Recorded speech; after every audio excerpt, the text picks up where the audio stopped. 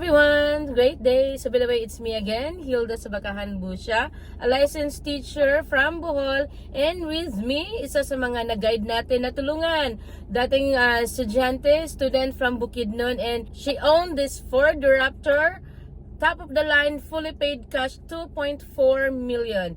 And sa mga nanonood ngayon, may gusto pa siyang sabihin po sa inyo. Hello everybody! Thank you so much Father God. Thank you so much Coach Hilda.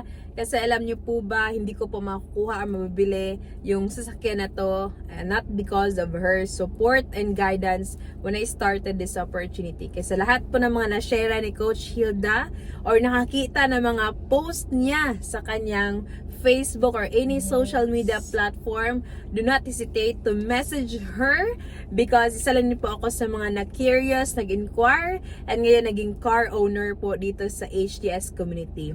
Kaya if ikaw, you are from Butuan City, from CDO, from Tagum, from Davao City, from Bukidnon, Pagadian, or even from Zamboanga, or kahit saan ka mang part ng Philippines or even abroad na naghahanap po ng opportunity na pwedeng makapagdagdag ng income or makabago sa buhay natin, inquire now because we offer limited slots, especially Coach Hilda po.